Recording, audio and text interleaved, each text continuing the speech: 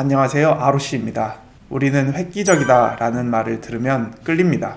획기적인 제품이 나오면 시장에서 불티나게 팔립니다. 획기적인 제품이 무엇이 있을까요? 삼성의 무풍 에어컨을 그 예로 들 수 있습니다.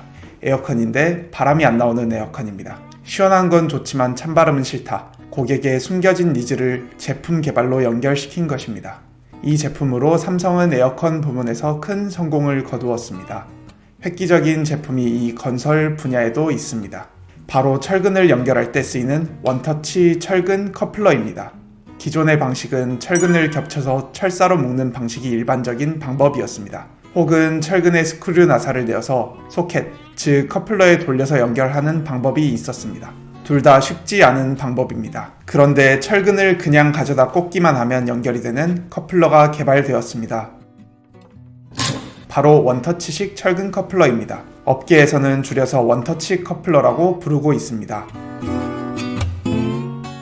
회사 소개를 하겠습니다. 우리 회사는 원터치 철근 커플러 전문 업체입니다. 위에서 말씀드린 원터치 커플러를 개발하여 시장에 안착하였고 지금도 계속 노력하고 있는 회사입니다. 2019년도에 원터치 철근 커플러인 ROC A2를 출시하였고 매년 2배가 넘는 성장을 해오고 있습니다. 원터치 커플러란 제품이 세상에 나오자 사람들은 열광했습니다. 전시회에 가면 부스 앞에는 언제나 사람들이 물밀듯이 몰려왔습니다. 그런데 쉽지는 않았습니다. 워낙 획기적인 제품이었기에 수많은 경쟁자들이 생겨난 것입니다. 그런데 원터치 커플러라는 것이 그렇게 쉽지 않습니다. 우선 안전이 중시되는 건축물에 들어가는 부품이라 품질이 까다롭습니다. 품질을 속이고 납품한 업체들이 생겨납니다. 그리고 한때 원터치 커플러에 대한 불신이 퍼지기도 했습니다. 그리고 기존의 이음 방식이던 겹침 이음과 나사식 커플러와 경쟁을 해야 하는데 단가에서 이기기가 힘들었습니다. 그래서 경쟁자들이 하나둘씩 시장에서 사라집니다. 이렇게 어려운 시장에서 꿋꿋하게 버텨온 회사가 ROC입니다. 품질과 가격에 집중하였습니다. 그 결과 본사 차원에서 특별한 마케팅을 하지 않았는데도 현장에서 찾기 시작했습니다. 흥미로운 이야기를 몇 가지 더 해볼까 합니다.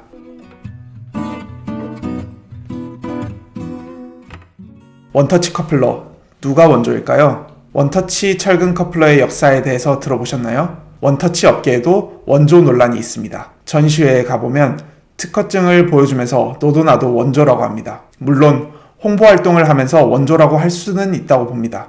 그러나 커플러 1세대 인물들이 모두 인정하고 있는 팩트가 있습니다. 세계 최초로 원터치 커플러를 개발한 나라가 어디일까요? 네, 바로 한국입니다. 그렇다면 세계 최초로 원터치 커플러를 개발한 회사는 어디일까요? 네, 우리 회사 ROC입니다. 그럼 세계 최초로 원터치 커플러를 출시한 회사는 주식회사 ROC인가요? 안타깝게도 우리가 아닙니다. 이제부터 이유를 알려드릴게요. 원조 이야기를 짚어보았는데요. 재미로만 봐주세요. 사실 누가 원조인가 보다는 현재의 제품 경쟁력이 우선인 것 같습니다. 원 개발자가 이미 개발을 진행해왔고 그때가 2009년입니다. 원터치 커플러에 특허들이 많은데 특허의 시기로 보면 누가 진짜 원조인지 알 수 있습니다. 다른 회사의 경우 출원과 등록일이 2018년도 이후가 대부분입니다.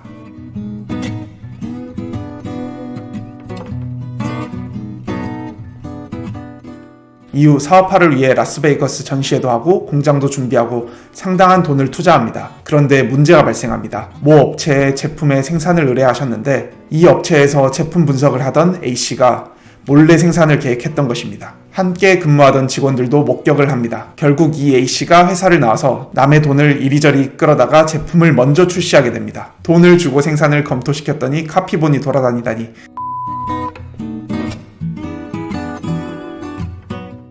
원터치 커플러 시장의 활성화. 2016년경 원터치가 시장에 본격적으로 나타납니다.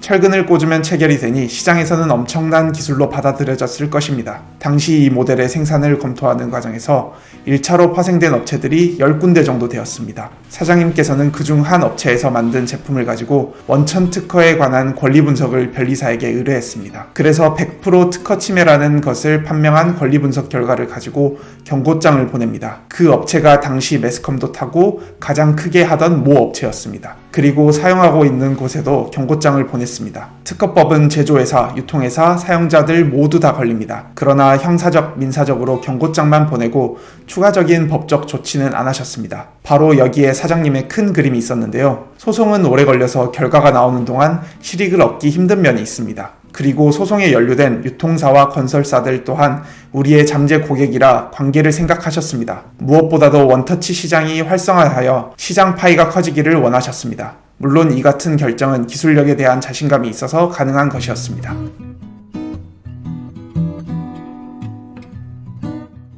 개발만 하다 볼장 다 보는 회사. 우여곡절 끝에 저희 ROC도 드디어 제품을 출시합니다. 그런데 이때가 2018년입니다. 경쟁사들이 카피해서 2016년부터 시작하였는데요. 네, 많이 늦었습니다. 유사 특허의 문제를 제쳐놓더라도 늦은 이유는 우리 사장님의 완벽주의 성향 때문이었습니다. 원터치 커플러라는 물건은 당시 시장에 없었던 완전히 새로운 제품이다 보니 검증이 안 된 부분들이 많았습니다. 양산성은 물론 입구와 내부의 설계, 바디의 강도 등 해결해야 할 부분이 많았습니다. 사실 우후죽순으로 생겨난 업체들은 품질 문제를 일으켰습니다. 그래서 국토부의 조사를 받고 상당수가 정리되었습니다. ROC는 이러한 문제들을 해결하느라 시장에서 완전히 후발주자가 된 것이지요. 이때 출시한 첫 제품이 ROC A1이라는 초기 모델입니다. 본격적으로 시장에 출사표를 던진 것입니다. 그리고 우리 회사는 뼈아픈 경험을 발판으로 계속해서 새로운 철근 커플러를 개발해 나갑니다. 경쟁사들이 품질 문제로 무너질 때에도 우리는 기술력이 있어서 ROC A2 등 차기작을 계속 만들어내 갑니다. 우리는 개발만 하다 볼장 다 본다. 회사 안에서 우스갯소리로 하는 말입니다. 저희는 개발에 중심을 둔 회사입니다. 잘하는 것에 집중하고 있습니다. 보유 특허 숫자도 동종업계 최고이며 기술 유지비만 해도 연간 수천만 원 수준입니다. 자랑거리인 동시에 한편으로는 부담이기도 합니다. 잘 될지 결과도 모르는데 끝도 없이 비용을 투자하면서 개발을 해나가는 것 쉽지 않습니다. 사실 저도 직원 입장에서 이게 맞나 싶을 때도 있습니다. 그러나 가만히 생각해보면 이것이 우리 회사의 정체성인 것 같습니다. 개발만 하다 볼장 다 보는 회사 ROC입니다.